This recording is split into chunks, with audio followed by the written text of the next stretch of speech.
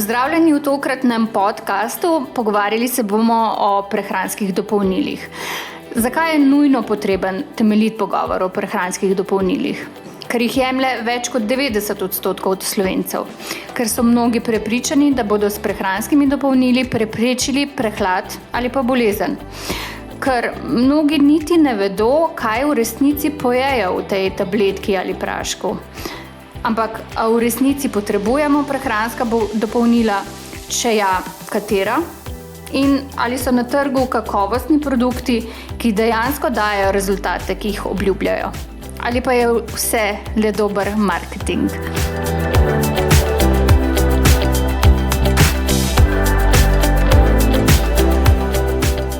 Odgovore na vsa ta vprašanja ima dr. Urška Blaznik, strokovnjakinja za varno hrano na NIJZ, ki se s sestavinami prehranskih dopolnil in njihovo varnostjo ukvarja že skoraj 2 desetletji.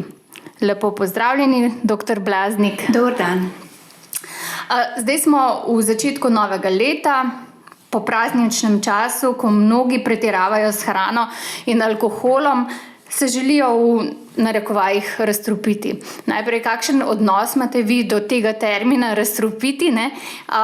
Pa tudi, bomo res si očistili jetra, če bomo spili tabletko pegastega badlja, na primer? Ja, najprej o razstrupljanju, ne? To je res beseda, ki jo bomo zdaj zelo pogosto slišali v tem času, je pa skrajno smešna, zato ker imamo ljudje en tak čudovit organ, ki skrbi za to, da se dnevno seveda toksini odplavljajo z našega organizma, in to so jetra. In včasih je prav smešno, da jih še dodatno obremenjujemo z nekimi snovmi in jim otežujemo njihovo delo, ki ga že sicer celo v redu upravljajo. Če ga ne upravljajo v redu, potem je pač potrebno zdravljenje, sicer pa ljudje toksine odpravljamo preko jeter vsakodnevno, in jetra so pač organ, ki čudovito deluje. Zdaj, kar se tiče pa uporabe prehranskih dopolnil v te namene, je pa treba že takoj na začetku povedati, da prehranska dopolnila niso bližnjica do zdravja, ne zdravijo in tudi niso pomanjšana zdravila, kot si to marsikdo predstavlja, da pač, to stanje moje ni še za zdravila, ampak bi pa vzel prehransko dopolnilo. To je napačno gledanje in zelo pogosto so v teh prehranskih dopolnilih za razstrupljanje, tukaj sem tako v navednicah to rekla, je v bistvu zdravilna rastlina, Silibum marianum oziroma pegasti badelj, in to je v bistvu zdravilna rastlina. Že samo ime pove, da se dejansko njene sestavine lahko uporabljajo za zdravljenje jeter, ampak govorimo o zdravljenju, se pravi ne o neki preventivni dejavnosti, ne o tem, da je v bistvu to neka bližnjica zato, ker smo se pač v prazničnem času pregrešili. Na to je treba pač gledati že prej, ne potem gasiti požarov. A pa potem v resnici nam bo to kaj pomagalo pri čiščenju jeter? Ne. Žal je to dejansko marketinška poteza. Seveda marsikaj vpliva na to, če smo se pač v času praznikov pregrešili, bo najboljš delovala v bistvu ena taka lahka dieta z veliko gibanja na svežem zraku. Med najpogostejšimi novoletnimi zaobljubami je tudi, da bomo shujšali. A nam bo, recimo, opazila sem med ponudniki prehranskih dopolnil, ekstrakt belega fižola pri tem pomagal? Seveda v obliki prehranskega dopolnila, v obliki kapsul. Ja, seveda, to je pa spet naslednja stvar, ki bo tudi zelo aktualna zdaj v pomladanskem času, še posebej ciljno bodo v bistvu nagovorjene ženske in seveda že dolgo vemo, da je debelost bolezen, da je splet različnih faktorjev in vsekakor ni niti ene snovi, ki bi lahko brez kakšnih stranskih učinkov povzročila to, da bi izgubili telesno maso, to je treba takoj povedati. In edina živilska sestavina, ki pa ima dokazan učinek na zniževanje telesne mase, je tako imenovani glukomanan. Glukomanan je polisaharid, ki deluje zelo mehansko, ko v bistvu ga zaužijemo, se v telesu nabrekne, ker to je pač polisaharid in nam čist mehansko smo siti, ne moramo več jesti in na ta način preprečuje vnos hrane, ampak seveda zraven moramo tudi vse druge stvari početi, da znižujemo telesno maso. Tako da ekstrakt belega fižola nam pri zniževanju telesne mase ne bo pomagal, prav tako ne ekstrakt garsinje Kambodže, prav tako ne ekstrakt zelene kave, prav tako ne ekstrakt zelenega čaja. Skratka, s temi snovmi je povezano več škodljivih učinkov kot pa koristi. Zdaj po novem letu se veliko oglašujejo tudi tako imenovani fat burnerji. A delujejo ali ne delujejo, pa mogoče kakšne so morebitne nevarnosti teh fat burnerjev? Ja, na teme tako imenovane topilce maščob, pač resnično moramo opozoriti, ker smo tudi, ker seveda je bilo to najprej oglaševano moškim športnikom, ki so se pač ukvarjali s kakšno tako športno aktivnostjo, ki je zahtevala tudi zniževanje telesne maščobe. Kasneje so se topilci maščob preselili v oglaševanje ženskam in najpogosteje med temi topilci maščob najdemo prav te, ki sem jih navedla, se pravi ekstrakt garsinje Kambodže, ekstrakt zelenega čaja, ekstrakt zelene kave. Skratka, to so snovi, za katere je bilo dejansko pri študijah na živalih ugotovljeno, da lahko nekako vplivajo na presnovo maščob, vsekakor pa to ni bilo nikoli dokazano pri ljudeh, še več. Tudi v Sloveniji smo pravzaprav imeli 4 primere hudih oblik odpovedi jeter zaradi jemanja tovrstnih prehranskih dopolnil. To so bile 4 ženske, starejše od 50 let. Ena od njih je celo 2-krat potrebovala zdravljenje, vse so bile v bistvu bolnišnično zdravljene, skratka, šlo je za resno poškodbo jeter. Ravno to želimo opozoriti v tokratnem podcastu, namreč, da ljudje mogoče malo lahkomiselno pristopijo do prehranskih dopolnil. Po eni strani, saj kaj mi pa to bo, ker itak gre za naravne snovi, ki bi jih lahko tako ali tako zaužil. Po drugi strani so pa mogoče imajo napačen vtis, da so to zdrave oziroma neškodljive snovi, kar se konec koncev prodajajo tudi v lekarnah. Ja, tukaj je več vidikov in več plasti. Dejansko, prehranska dopolnila so prišla na trg s takim vtisom, da gre za popolnoma naravne snovi, da gre za snovi, ki so že sicer prisotne v živilih, ampak treba je povedati, da so prehranska dopolnila koncentrirani viri hranil in s tem to seveda prinese tudi tovrstne težave, da se kar naenkrat srečamo s tako koncentracijo neke snovi, s katero se v običajni hrani nikoli ne srečamo. Poleg tega gre tudi običajno za neko izolirano substanco, ki tudi to pač ni posnemanje običajne hrane. V običajni hrani imamo različne kombinacije hranil v različnih in pa seveda precej bolj primernih koncentracijah. Kar se tiče lekarn, mi kljub vsemu, če se že ljudje odločajo za uživanje prehranskih dopolnil, svetujemo nakup v lekarni. Zakaj? Zato, ker vemo, da ljudje v Sloveniji še vedno zaupajo lekarnam. Lekarne so bile vedno nek del zdravstvene dejavnosti. Tam so ljudje, ki so strokovno usposobljeni in pričakujemo, da tudi vedo, kaj in komu prodajajo. Vsekakor odsvetujemo nakup preko spleta, ker pač za neko slovensko spletno stranjo se lahko skriva pač proizvajalec, ki je popolnoma na drugem koncu sveta. Zdaj, če se ljudje odločajo za nakup v lekarni, potem seveda se nam zdi, da tudi lekarne morajo prevzeti del odgovornosti za to in moramo povedati, da vse lekarne niso enake.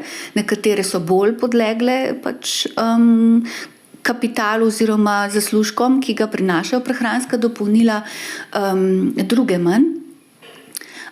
opažamo, da se v lekarni tržijo prehranska dopolnila tako z nekim svetovanjem, ki so bolj kot ne glas ljudstva, a ne tako pogosto rečejo, ja, tole se dobro prodaja, ja, to kar pohvalijo ljudje, ja, tega kar veliko prodamo in tako naprej. Skratka, jaz bi tukaj rekla ljudem, naj povprašajo, tam so delavci, ki so strokovni delavci, povprašajte, a vi mislite, da tole mi bo zares koristilo, kar konkretno, a ne? In takrat v bistvu bi morali dobiti dejansko strokovni odgovor, da za večino stvari ni pričakovati učinkov, ki jih morda prehransko dopolnilo obljublja.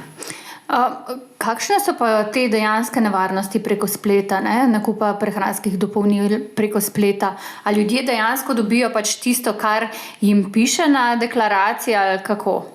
Ja, nakup preko spleta je lahko zelo tvegan. Prvič zato, ker so v bistvu spletne strani zasnovane tako, da nas lahko preslepijo glede izvora proizvajalca, distributerja prehranskih dopolnil, gre lahko povsem za tretji svet, ki je glede prehranskih dopolnil popolnoma drugače reguliran ali pa sploh ni reguliran, ne? Potem je lahko vprašljiva čistost prehranskih dopolnil, ki jih na tak način dobite, ker pogosto se opaža in tudi se poroča o tem in tudi kontrole tečejo, da so sploh recimo prehranska dopolnila, ki prihajajo z vzhoda, se pravi Kitajska, Indija, lahko bodisi onesnažene s težkimi kovinami, to gre za to ajurvedsko prakso, to se pravi poreklo Indije recimo. Kitajska prehranska dopolnila pa vsebujejo lahko določene aktivne snovi, ki se uporabljajo kot zdravila, ki se v bistvu niti ne smejo uporabljati kot zdravila in so prehranskemu dopolnilu primešana za učinkovitost, ampak seveda tega človek ne ve. Tako da imamo recimo poročila iz lanskega leta o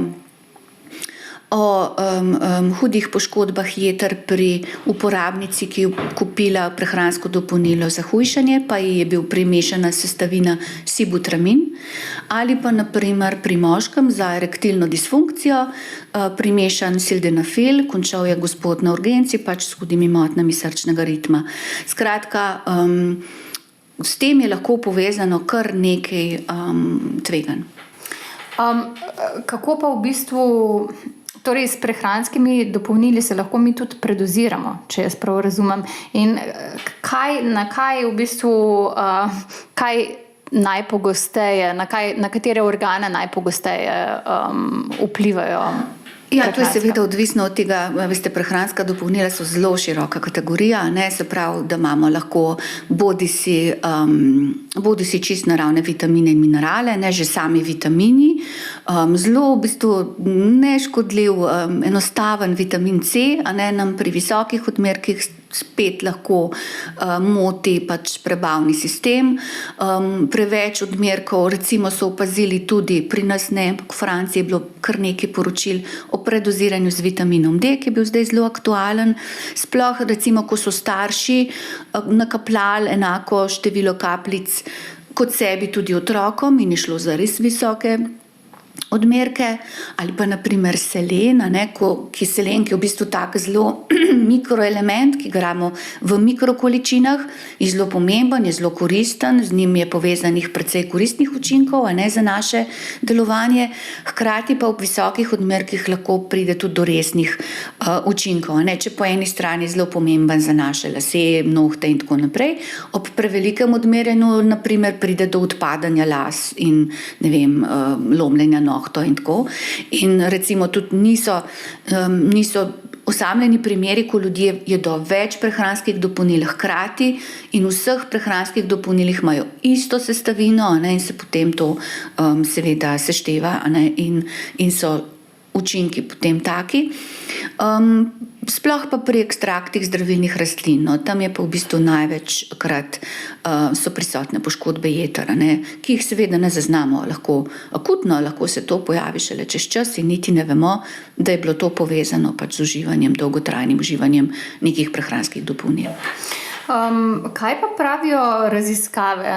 Obstajajo določene raziskave na temo, koliko prehranskih dopolnil Slovenci jemljemo, pa tudi mogoče, kam se mi uvrščamo in je kakšna razlika med jemanjem prehranskih dopolnil pred covidnim časom in po.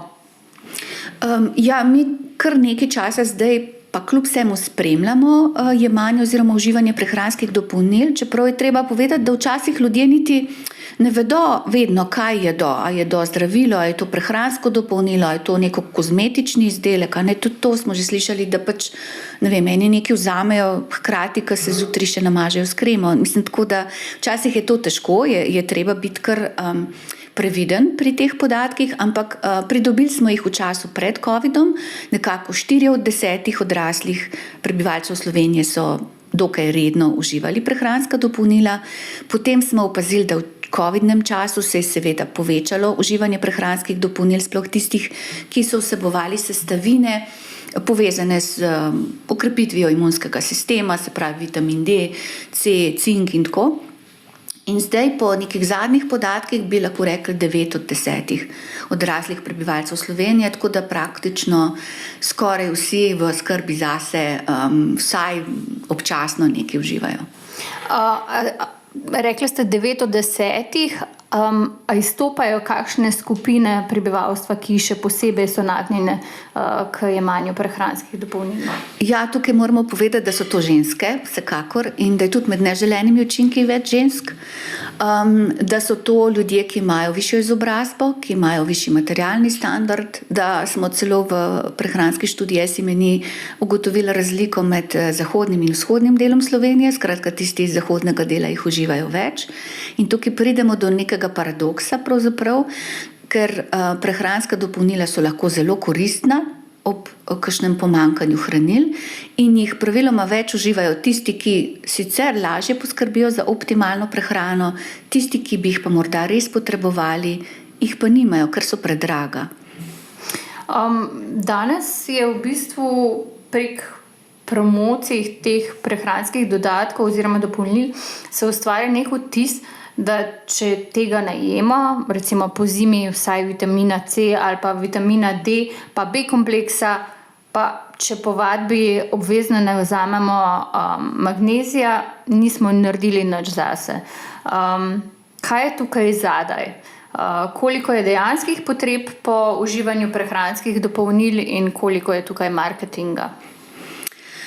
Ja, bomo rekli, da je 90% potreb tovrstnih umetno ustvarjenih. In to opažamo zdaj že kar skozi desetletja, da se prihod neke sestavine, sploh če je taka čudežna sestavina, kar nekaj časa prej že napoveduje v obliki nekih strokovnih člankov po revijah, nekih intervjujih z nekimi strokovnjaki in potem se ustvarja vtis, da imamo to kar vsi neko potrebo potem in potem čudežni izdelek pride na trg. Tako se je recimo zgodil pred časom z maco, to čudežno rastlino iz Južne Amerike, ki je obljubljala povečano koncentracijo, povečano vzdržljivost, boljšo vitalnost. In to se je kar nekaj časa prej že dogajalo v medijih, v javnosti in potem je prišla ta čudežna rastlina in starejši ljudje so v vrstah stali za njo, danes praktično skoraj da ne slišimo več zanjo.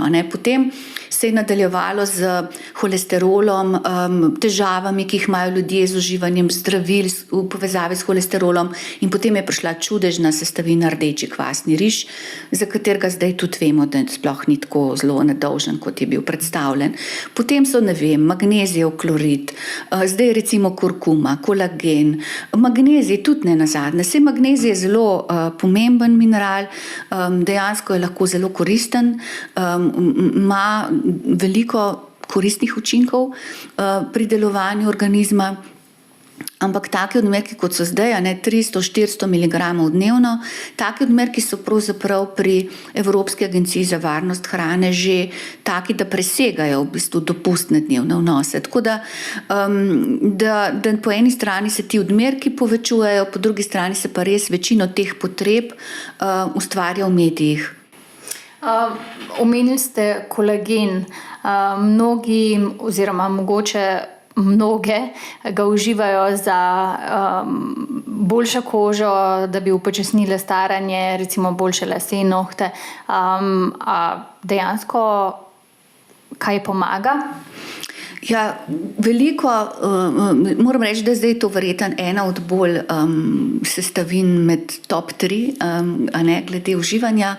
Moram reči, da nobena od zdravstvenih trditev, ki bi lahko bila napisana na prehranskem dopolnilu v zvezi s kolagenom, ni bila potrjena. Tako da v bistvu delovanje je vprašljivo, bi rekli. No, upajmo, da vsaj škodi ne, a ne. Se kmalu pokaže, če v bistvu imajo posamezniki tudi poročajo o tem, da ko uživajo, imajo nekateri težave v prebavnem sistemu in če prenehajo z uživanjem, potem si tudi ne naredijo večje škode. Zdaj nek mit obstaja, da imamo tako osiromašeno hrano dan danes, da nujno potrebujemo dodatke vitaminov, mineralov. A je naša hrana res tako osiromašena, da pač si z njo ne moremo zagotoviti dnevnih potreb? Ja, to je zelo pogosta navedba prodajalcev prehranskih dopolnil že kar nekaj časa in zraven se recimo še pridruži termin superhrana in superživilo. In to se mi zdi, da prihaja iz Združenih držav Amerike, kjer je njihova prehrana dejansko zelo predelana, osiromašena hranilno in da je kar žalostno, da moramo mi zdaj običajnim živilom, ki smo jih navajeni jesti tukaj na tem našem prostoru in v Sloveniji in pač tudi v evropskem prostoru, moramo reči superživilo, ker dejansko v bistvu, če rečemo, tega termina sicer prehranska stroka ne pozna, ampak če rečemo, da je to neko živilo, ki vsebuje res kakovostne sestavine, veliko hranil, zaščitnih snovi, potem bi rekli, da je to neko običajno živilo, sploh, ne vem, za te čase vsako kislo zelje je super živilo, potem takem kisla repa, da ne rečem jagodičevje. Skratka, to je v bistvu neka taka floskula, ki jo uporabljajo proizvajalci prehranskih dopolnil zelo pogosto. Ampak, če gledamo potrebe po prehranskih dopolnilih, vendarle ne gre metati vse v isti koš. Nekatera prehranska dopolnila so pa vendarle priporočljiva njihovo jemanje, ne? Ja, zdaj ste mi rekli prehranska dopolnila.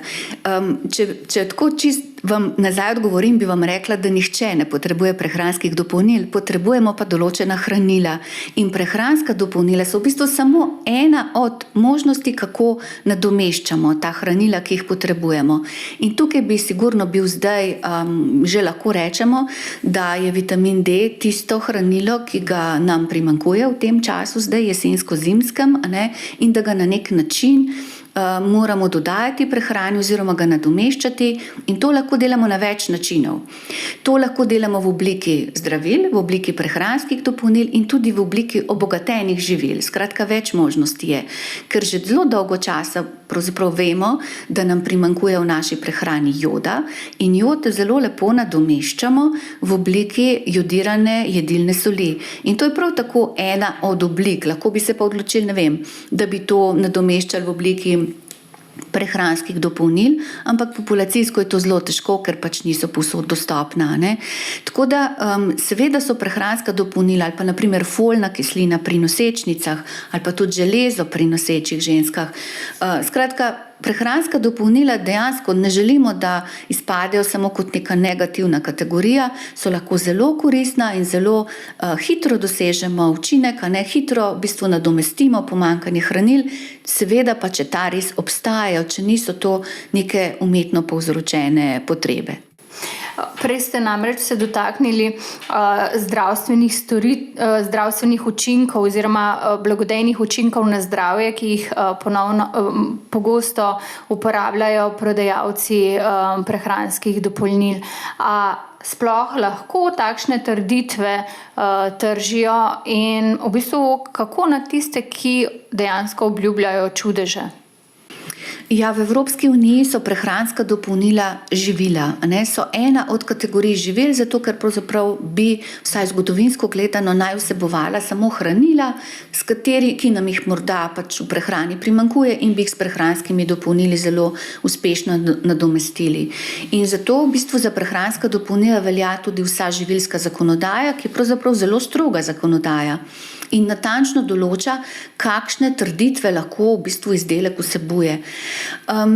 In opažamo pa, da pač proizvajalci uporabljajo razne, že kar medicinske trditve, ne samo zdravstvene, ki pa seveda niso dovoljene in niso utemeljene in niso znanstveno dokazane, vendar ker so pač očitno zaslužki na področju prehranskih dopolnil taki, da lahko brez težav pokrijejo tudi vse stroške kazni, ki ob tem nastajajo, se v bistvu ta praksa še kar naprej vrti in ponavlja, in tukaj gre v bistvu za neko res zavajanje javnosti. Torej, rekli ste, da v bistvu proizvajalci lahko plačajo kazni, v bistvu naprej to delajo zaradi tega, ker se jim to splača, ker je njihov dobiček še vedno višji, kakor je pa kazen. Torej je vkorporirano to v njihov poslovni model. Tako, in pravzaprav tudi vse kazni hkrati v bistvu plačajo potrošniki. Ja. Kako je pa s sočasnim jemanjem zdravil in prehranskih dopolnil? Tukaj mogoče mislim zlasti na kronične bolnike, pa starejše, ki že tako ali tako jemljajo več zdravil hkrati. A lahko recimo prehranska dopolnila negativno vplivajo na to, ali bo zdravilo delovalo ali ne? To je zelo pomembno vprašanje in se mi zdi, da bi dejansko ga morali pogosteje naslavljati in da bi tudi zdravstveni delavci morali starejši ljudi večkrat povprašati aktivno po tem, ali poleg zdravil jemljajo tudi kakšna prehranska dopolnila. To pa zato, ker seveda prehranska dopolnila se presnavljajo z istimi mehanizmi kot zdravila in zaradi tega lahko pride bodisi do povečanega delovanja ali pa do izničenja delovanja. In zdravnik morda niti ne ve, zakaj neko zdravilo ne deluje, ker mu pač bolnik ne pove, da zraven uživa tudi določeno prehransko dopolnilo. To je en vidik in sploh pri starejših, ki uživajo več zdravil, bi bilo to pravzaprav eno od nujnih vprašanj v zdravniški ordinaciji, ker seveda so starejši zelo pomembna ciljna skupina za prodajalce prehranskih dopolnil. Se veste, da še vedno tudi tja in sem teče ta prodaja od vrat do vrata, ne, kjer so v bistvu najbolj na tapeti pač ti starejši ljudje.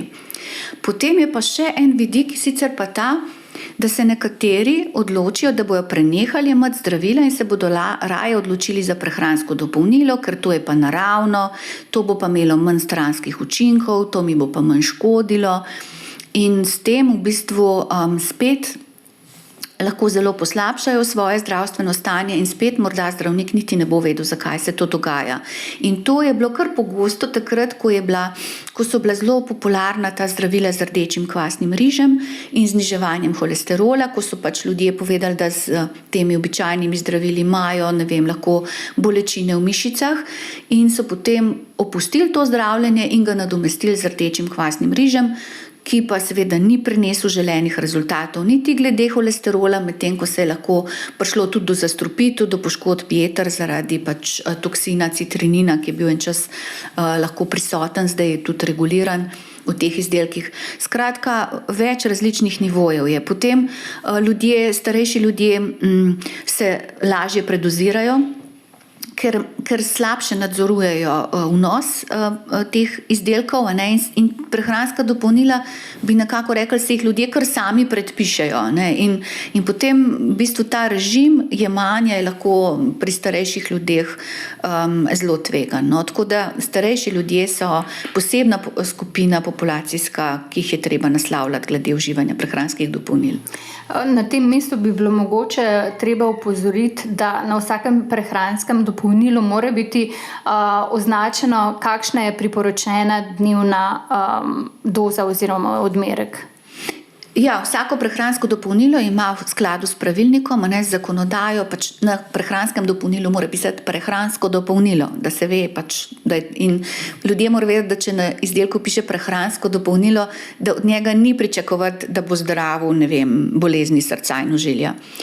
To je prva stvar. Druga pa seveda dnevni odmerki, priporočeni dnevni odmerki morajo biti navedeni in za temi priporočenimi dnevnimi odmerki mora stati proizvajalec, ki mora zagotavljati, da je tak vnos tega hranila tudi dejansko varen. To vedno sicer je lahko malo vprašljivo, ampak kakorkoli ni pa pametno, da bi kakorkoli prekoračevali pač te vrednosti, ker to tudi nekateri povedo, da počnejo. Zato, da bo še bolj prijel, bom kar vzel 2 tabletki, a ne? Ampak to dejansko je tudi, ne priporočamo tega, no. A imate slučajno kakšen konkreten primer, ko določeno zdravilo zaradi prehranskega dopolnila ne učinkuje ali slabše učinkuje? Ja, jaz mislim, da je tak najbolj znan primer in tudi seveda znanje zaradi tega, ker je povzročal največ težav, je uživanje koencima Q10 in hkrati uživanje zdravil proti rečenju krvi, za rečenje krvi, se pravi varfarin. In to se pogosto dogaja pri ljudeh, ki imajo bolezni srca in ožilja, jemljejo eno in drugo in potem seveda se delovanje varfarina izniči in prihaja do krvnih strdkov. In zato je ta primer seveda najbolj znan, ker je dejansko tudi največ ljudi imel hude posledice, ne, lahko zaradi tega.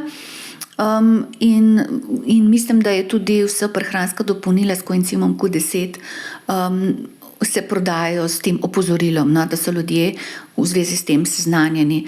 Ampak obstaja pa seveda še množica drugih možnih kombinacij, o katerih zdaj zelo težko govoriva, ker gre res od primera do primera, ko bi bilo smiselno pogledati, kaj nekdo uživa, kaj vse.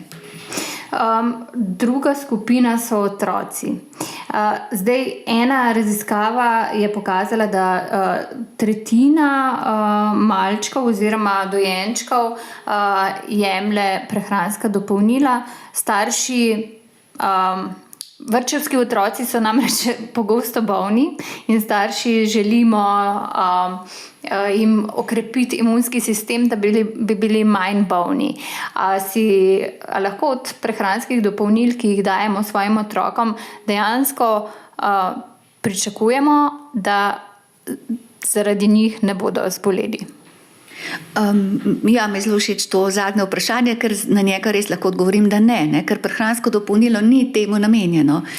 Seveda pa razumemo starše, vsekakor jih razumemo, da želijo pač za otroka najboljše in da iščejo pač neke stvari, kaj bi lahko pomagalo, no. Ampak jaz mislim, da se bodo tudi pediatri z nami strinjali, a ne, da v bistvu da je imunski sistem dokaj kompleksna stvar, da seveda lahko hrana podpre delovanje imunskega sistema, da pa seveda sam tak izdelek za to ni dovolj, ne.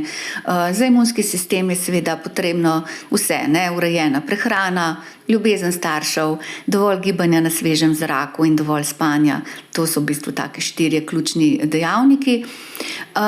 Je pa res, ne, da otrokom že od prvih mesecev življenja predpisujemo vitamin D, ker to pač nudi številne koristi za njihov razvoj kosti. Seveda mora biti sočasno tudi zadostna preskrbljenost s kalcijem, kar v bistvu dojenčki in malčki dobijo z mlekom.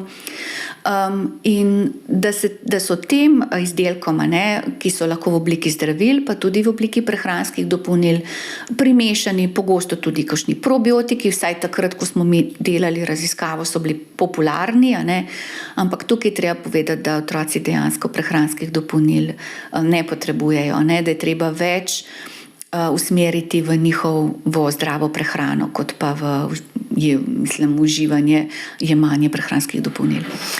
Obstaja pa ena učinkovina, ki je dokazano učinkovita pri podpori imunskega sistema. Beta-glukani so v bistvu taka sestavina, ki ima pravzaprav, to je v bistvu sestavina iz žit, ki ima v bistvu vlogo pri delovanju imunskega sistema na način, da pravzaprav je hrana za naše probiotične bakterije, se pravi na naše bakterije v črevesni mikrobioti, ki so seveda zelo pomembne za dober imunski sistem. Tako da v bistvu ta sestavina je tudi, se mi zdi, pogosto prisotna pri kakšnih sirupih za otroke, za pomoč pri krepitvi imunskega sistema. Ampak hkrati pa lahko to dobimo tudi s Seveda, polnozrnatim hkrati pa kruhom. to seveda dobimo tudi z vsenimi kosmiči prav lepo, a ne? Kako je pa z mladimi, ki so bolj športno aktivni, ki imajo recimo treninge večkrat na teden? A ti potrebujejo kakšen dodatek prehrani ali jim zadostuje uravnotežena pa zdrava prehrana? Ja, pogosto starši sprašujejo glede tega, kako podpreti svojega mladega športnika, ne. Seveda je telesna dejavnost v življenju mladih ljudi izredno pomembna, zelo jo spodbujamo in večurna telesna dejavnost mladih ni problematična in jo z uravnoteženo prehrano lahko popolnoma obvladujemo, ne? Tako da v bistvu mladi športniki, pa tukaj ne vem, če so že mladi športniki tako vrhunski športniki, no, ampak recimo, da ta del izvzamemo, ampak dejansko vsi, ki se bolj ali manj normalno, tudi v okviru kakšnih športnih klubov ukvarjajo z rekreacijo, z različnimi oblikami telesne vadbe, prehranskih dopolnil res ne potrebujejo. Ob tem bi morda spomnili samo še na eno nevarnost, ki tukaj preti, in sicer recimo, da začnejo otroci že v osnovnošolskem obdobju občasno uživati kakšne multivitaminske pripravke kot podpora pri intenzivnem treningu in tako naprej. Potem, veste, ko grejo oni na višjo raven, ne, ko pridejo v srednjo šolo, pridejo na raven mladincev, se jim zdi, da to zdaj že ni zadosta, ne, da bo treba še kaj dodati, ker so tudi treningi bolj intenzivni. In potem se to kar stopnjuje, ne? In v bistvu so proizvajalci prehranskih dopolnil pametno, ciljno se usmerili na mlade, ne? Ker potem dobijo v bistvu uživalce prehranskih dopolnil za celo življenje, ne? Ker se ti zdi, da ja, če če jaz grem na višjo raven treninga, potrebujem tudi nekaj več. Ampak temu ni tako. Kam to lahko privede? Ja, to lahko privede, najbolj skrajno je seveda privede v zlorabo pač nekih substanc, ki niso dovoljene v športu, a ne? Zato, ker pač vsakdo ima nek plato svojega udejstvovanja v športu, a ne? In nekdo, ki je navajen, da vedno samo napreduje, morda tudi s pomočjo kakšnih substanc, potem preide na uporabo nedovoljenih substanc, kar seveda ima lahko zelo dolgoročne posledice na njegovo zdravje. Večina se mi pa zdi, no, da se potem kljub vsemu umirijo, ne, kako bi rekli, no, da pač, ko vidijo, da ni kakšnega napredka, da upam, da s tem tudi prenehajo. No. Če se vrnemo zdaj na konkretne produkte oziroma konkretna prehranska dopolnila, v preteklih desetletjih se je zlasti zaradi knjige Nobelovca Linusa Paulina utrdilo prepričanje, da uživanje vitamina C preprečuje prehlad. On je bil tudi velik zagovornik prehranskih dopolnil. A se je to potem izkazalo za resnično, oziroma v kakšni obliki je najbolj priporočljivo zaužiti vitamin C?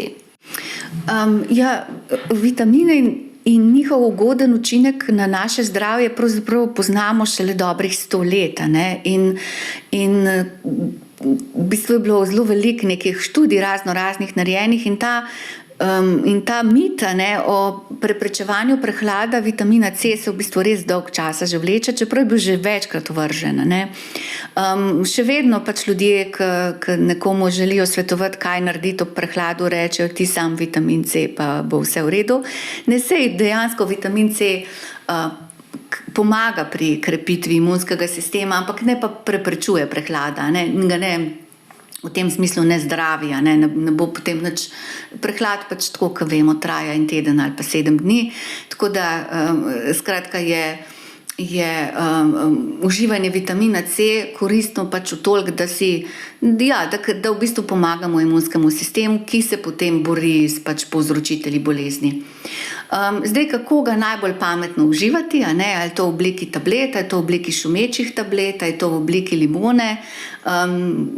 Zdaj, askorbinska kislina, ki je vitamin C, je v bistvu občutljiva na temperaturo, zelo hitro razpade pri visokih temperaturah, tako da v bistvu kakorkoli ga dodamo v vroč čaj, ni za pričakovati, da bo tam noter prav veliko vitamina C. Tako da v bistvu je vseeno v kakšni obliki, ampak mi kljub samo zaradi številnih drugih zaščitnih snovi tudi vedno v bistvu priporočamo uživanje živil bogatih z vitaminom C pred sintetičnimi oblikami izoliranih substanc. In citrusi niti niso najbolj bogati viri vitamina C, čeprav to tudi kar dolg časa že drži tudi neke vrste mit, ampak je na primer že zelena paprika boljši vir vitamina C, sploh pa jagodičev je na primer kakšen ribez je zelo dober vir vitamina C. Pa aktualno zelje? Pa aktualno zelje vsekakor, mornarji ne bi preživeli, če ne bi jedli kislega zelja, ja, vsekakor. Bi ostali brez vseh zobov. Ja, tako. Nedavno je portal, eden od medijskih portalov v Sloveniji objavil članek, v katerem določen strokovnjak opozarja na nevarnosti jemanja antioksidantov v obliki prehranskih dopolnil, zlasti za onkološke bolnike, saj da ti antioksidanti lahko spodbudijo rast tumorjev. A se strinjate, kako gledate najprej na to in nasploh jemanje prehranskih dopolnil bolnikov? Pa če se strinjate, da bi bilo treba omejiti prosto prodajo antioksidantov. Ja, ta zgodba z antioksidanti je v bistvu kar stara. Kar stara. Zdaj seveda kisik, ki ga nujno potrebujemo za svoje življenje, nas na nek način tudi ubija, bi rekli. Gradi se pač aktivna molekula in pri oksidacijskih procesih v organizmu nastajajo prosti radikali, ki jih seveda organizem zelo uspešno popravlja, ima številne mehanizme za to, ampak seveda kakšna stvar pa kdaj uide in potem nastanejo vnetni procesi in tako naprej. To je pač neka logika. In nasprotna logika je pa potem bila, da če bomo pa uživali živila z antioksidanti ali pa visoke odmerke antioksidantov, bomo pa nekako po organizmu lovili te proste radikale. In to je bila zgodba že iz prejšnjega stoletja, ko so v bistvu beta-karotene, ki so tudi antioksidanti, nekako priporočali bolnikom, ki so imeli pljučne rake, oziroma kadilcem, pri katerih pač nastaja veliko prostih radikalov. In se je potem pokazalo, da je bilo pač v tisti skupini, ki so uživali beta-karotene, več pljučnih rakov v primerjavi pač s kontrolno skupino. In so potem v bistvu videli, da je to neka zabloda, da to ni pravi način in da v bistvu visoki odmerki antioksidantov, zaužiti visoke odmerke antioksidantov povzročijo ravno nasprotno. Tako da ta zgodba niti ni nova in ni nič posebnega in tudi do antioksidantov smo bili vedno precej zadržani. Tudi Evropska agencija za varnost hrane ni potrdila antioksidativnega potenciala neke sestavine kot kar tako fiziološko koristnega za človeka. Kljub temu, da imamo recimo veliko tako imenovanih zaščitnih snovi, ki imajo prav te lastnosti med običajnimi živili. Samo tam so v bistvu te snovi v določenih koncentracijah, v določenih kombinacijah povsem drugače delujejo, kot če te snovi pač izoliramo in jih zapakiramo v neko tableto in jih nekdo uživa. Kar se tiče uživanja prehranskih dopolnil med bolniki, med onkološkimi bolniki, jaz mislim, da to je prisotno, sigurno in da to mora obravnavati zdravnik. In bi bilo prav, da se pač vsak bolnik posvetuje zdravnikom glede dopolnjevanja prehrane s prehranskimi dopolnili, ker morda jih morda dopolnjevanje res potrebuje in da se v bistvu za najboljšo obliko dopolnjevanja dejansko pogovori z zdravnikom. Čeprav je tukaj, se mi zdi, pa najbolj grd način izkoriščanja teh bolnikov za prodajo prehranskih dopolnil. To se mi zdi res, kot smo recimo bili priča tem izdelkom iz industrijske konoplje in prodaje tem ljudem. No. Da bi pa prepovedali izdelke z antioksidanti, v bistvu bi jih pa težko, ker dejansko tudi res živila vsebujejo veliko antioksidantov, ki so seveda v teh odmerkih lahko za nas res koristne. Mi rečemo, da so v bistvu vir zaščitnih snovi, in kot take najboljša živila za to so seveda jagodičevje, in to so tako imenovana pol res super živila, borovnice, maline, robide, tudi češnje, slive, naprimer. Vse to so v bistvu živila, ki so del našega zdravega načina prehranjevanja in nam nudijo te snovi v zadostnih količinah. Tako da uživanje prehranskih dopolnil, se pravi, kjer gre za izolirano obliko, naprimer tudi resveratrol iz rdečega grozdja, je lahko v bistvu povezan s tveganji za zdravje. A vi jemljete kakšna prehranska dopolnila? Jaz sem se dolgo časa upirala že jemanju vitamina D, in sem se potem letos kljub vsemu odločila, da bom pa jemala v tem jesensko-zimskem času vitamin D, sicer sem res nasprotnik uživanja prehranskih dopolnil. Pa ga jemljete v obliki kapljic, torej zdravila, ali v obliki prehranskega dopolnila? Jemljem ga pa v obliki zdravil. Mogoče še na tem mestu izpostavijo, kakšna je razlika med regulacijo zdravil in prehranskih dopolnil in v bistvu, kaj to pomeni za samo varnost in učinkovitost izdelkov? Ja, to je zelo dobro vprašanje, ker včasih slišimo, da so prehranska dopolnila slabše regulirana kot zdravila. Bi rekli, pravi termin bi bil različnost regulirana. Ja. In za zdravila je seveda velja, da so da se tudi da se v bistvu zelo veliko dela na učinkovitosti, in da se vedno tehta med tveganji in koristmi. Medtem ko prehransko dopolnilo, ki je živilo, pa pravzaprav tveganj niti ne bi smelo imeti in je na prvem mestu varnost, ne toliko pol učinkovitost. In zdaj vidimo, da ti prodajalci prehranskih dopolnil ves čas govorijo o učinkovitosti, se pravi zatrjujejo neke zdravilne učinke, hkrati pa niti ne vedo, ali je njihovo sestavino varno uživati. Naprimer, če že samo resveratrol pogledamo, ogromno, če pogledate po spletu, zakaj vse je koristen, skratka, veliko nekih učinkovitosti se mu pripisuje, hkrati bi se pa ta isti proizvajalci morali več ukvarjati s tem, ali je uživanje resveratrola sploh varno. Skratka, glavna poanta prehranskih dopolnil je dokazovanje varnosti, ker v bistvu drugih učinkov niti ni za pričakovati. Vi ste koordinatorica sistema, zdaj pa, če bom znala sploh prav prebrati, nutrivigilance, torej spremljanje neželenih učinkov prehranskih dopolnil. Kateri so najpogostejše poročani neželeni učinki, ko govoriva o varnosti? Nutrivigilanca nekako posnema farmakovigilanco, to so pač ti vigilančni sistemi, kjer se pač spremljajo na nek način škodljivi učinki. In nutrivigilanca je tak sistem, da nam ljudje sami poročajo. Mi pozivamo pač vse, ki nekako pri sebi zaznajo kakšen učinek škodljiv, da nam o tem poročajo, zato da mi lahko potem ozaveščamo tudi ostale. Zato ker vidimo, da če nekdo se mu kaj zgodi pri uživanju prehranskega dopolnila, ostane sam. Če potrebuje zdravnika, potem gre seveda do zdravnika, ampak največkrat so ljudje tako si mislili, si tole sem sam kupil, pa bom zdaj kar nehal, pa kljub temu, da me boli trebuh in tako. Skratka, težave v prebavnem sistemu so zelo pogosto poročane in so tudi ene prvih.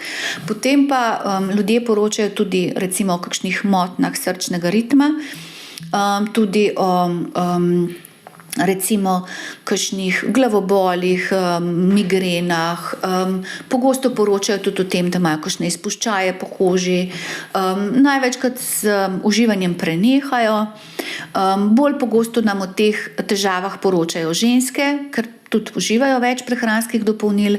Kar se tiče starosti, imamo poročila o dogodkih od 3 let do 90, skratka vsi, a ne.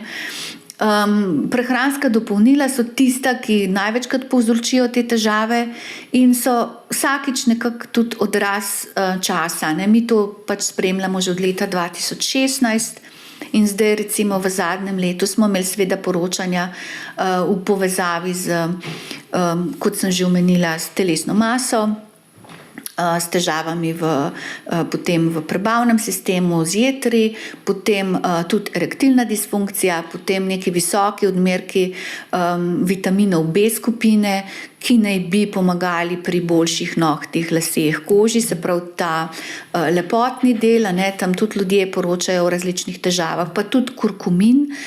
Kurkuma je zdaj tudi, mislim, da med top 3 sestavinami prehranskih dopolnil, ciljno usmerjena v ženske, po 50. letu, menopavzne težave, ampak seveda potem uporabnice so pa poročale, no, da so imele pač bolečine v trebuhu, da so imele, ne vem, da so imele obarvano kožo, da so imele težave z delovanjem jeter, tudi pri zdravniku so bile zaradi tega. Skratka, tovrstne težave, no, se kažejo. Zdaj, dotaknili smo se že tega, da je ta trg oziroma da je ponudba prehranskih dopolnil res ogromna. Najdemo v bistvu proizvodov za zelo različne naše potrebe ali pa težave ali pa tudi nepotrebe. No. A imate kakšno oceno ali pa obstajajo kakšni podatki, kakšna je pa velikost tega trga v smislu zaslužkov, koliko zaslužijo ta podjetja in koliko sploh je teh podjetij, ki v Sloveniji prodajajo? Mi seveda teh podatkov pač ne zbiramo, nimamo, ampak sem pa vseeno pogledala portal, Evropski statistični portal glede trga in vrednosti trga prehranskih dopolnil, in v Evropi v bistvu je največji trg prehranskih dopolnil ima Italija, sledita Nemčija in Španija. Za Slovenijo se nekako ocenjuje, da je letna vrednost trga okrog 40 milijonov evrov in je v zadnjih letih zrasla. Zdaj seveda to je 100-krat manj kot pa recimo trg Italije. Slovenija je tudi sicer manjša država, ampak ne glede na to je v bistvu naš trg večji kot pa na primer hrvaški ali pa srbski trg, kar pomeni, ja, da je prodaja prehranskih dopolnil kar pomembna gospodarska panoga in da so zaslužki kar veliki. A lahko tukaj mogoče ene vzporednice vlečemo? Rekli ste, da je zahodna Slovenija, Slovenci, ki na zahodu živijo, da bolj posegajo po prehranskih dopolnilih, to je bliže Italiji. Se čuti ta vpliv mogoče? Jaz mislim, da bi to težko karkoli zaključili v zvezi s tem, ampak vpliv Italije čutimo po tem, da je evropski trg je pač enoten in za evropski trg velja prosti pretok blaga in storitev. In če se neko prehransko dopolnilo legalno trži v Italiji, potem v bistvu naši organi niti nimajo možnosti, da bi rekli, da se pa Sloveniji ne sme, ker pač mi nismo čisto nič drugačni kot pa prebivalci Italije. In glede na to, da je Italija precej, bi rekla, svobodna, kar se tiče trženja prehranskih dopolnil, je manj nadzora ima in manj se s tem ukvarja, potem seveda tudi na naš trg pride več prehranskih dopolnil, za katere bi lahko rekli, da so vprašljive in kakovosti in varnosti. S tem bi mogoče tudi zaključila najin pogovor. Hvala za obisk. Če povzamem, namesto da posegamo po prehranskih dopolnilih raje poskrbimo za kakovostno in uravnoteženo prehrano. Smiselno pa je verjetno v hladnejših mesecih leta dodajati vitamin D v kakršnikoli obliki, ne? Ja, najlepša hvala za povabilo, zelo lepo ste povzela. Dejansko je več energije, se mi zdi bolj pametno usmeriti v prehrano, kot pa samo v neko tabletko. Sicer pa so vsebine glede prehranskih dodatkov in dopolnil objavljene tudi na spletni strani NIJZ in na prehrana.si. Vabim vas pa tudi, da obiščete tudi naše družbena omrežja, kjer boste prav tako izvedeli ogromno zanimivih informacij.